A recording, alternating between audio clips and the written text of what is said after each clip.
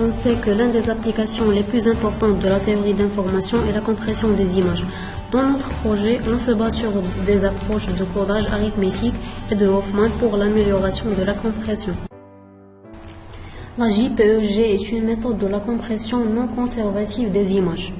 Pour une image en niveau de grille, la première étape de l'algorithme est de la diviser en pixels.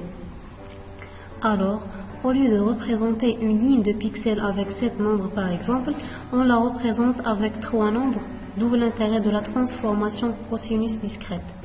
La quantification a pour but d'atténuer les hautes fréquences de l'image en divisant notre matrice de fréquences par une matrice de quantification. La dernière étape est le codage arithmétique. Il sert à représenter notre bloc de pixels par un nombre flottant compris entre 0 et 1. La deuxième approche proposée est celle basée sur les modèles de mélange fini et le codage arithmétique adaptatif pour améliorer l'efficacité de la compression. Mais comment on peut utiliser ces deux notions pour la compression d'images sans perte?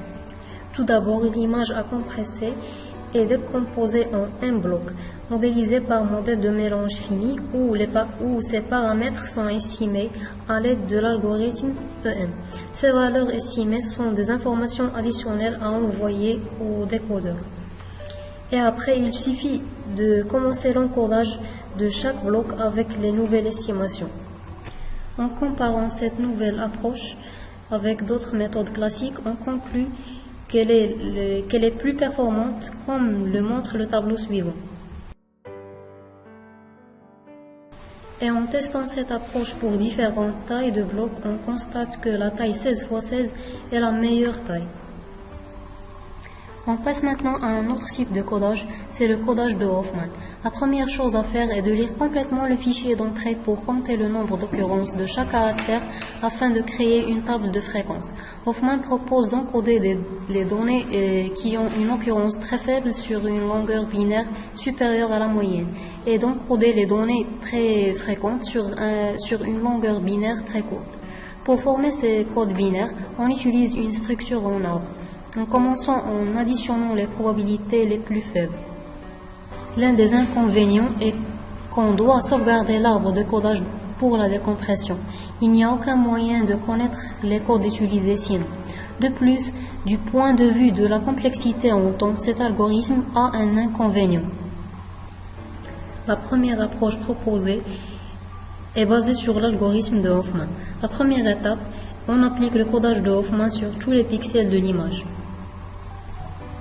La deuxième étape, on garde les mots de code des pixels qui sont représentés par un large nombre de bits et on ignore les mots de code des pixels qui sont représentés par un petit nombre de bits. La troisième étape, c'est l'ajout d'un bit entre deux mots de code. Ce bit s'appelle un bit de flag.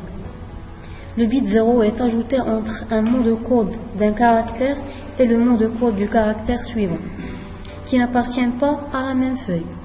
Et si les caractères appartiennent à la même feuille, on ajoute un bit 1.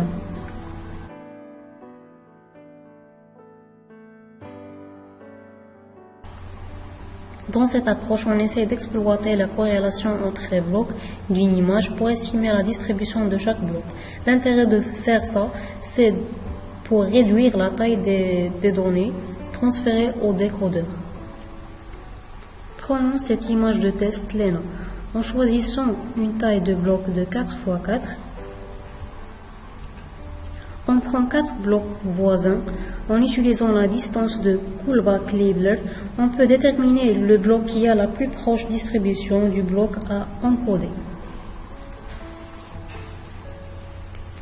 On voit bien que la distribution du troisième et du quatrième bloc sont similaires. C'est ce que l'indice de Kullback-Leibler montre. On déclare les objets de codeur et décodeur.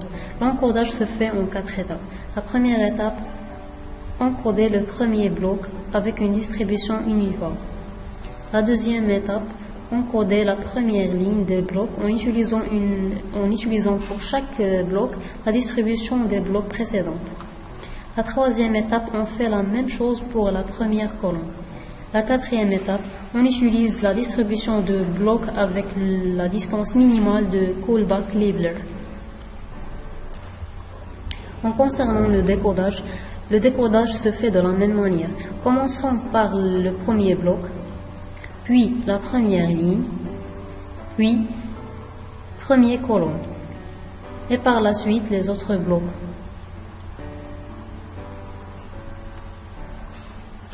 On voit bien ici qu'on arrive à reconstruire l'image originale sans perte et on atteint un bitrate de 4,36.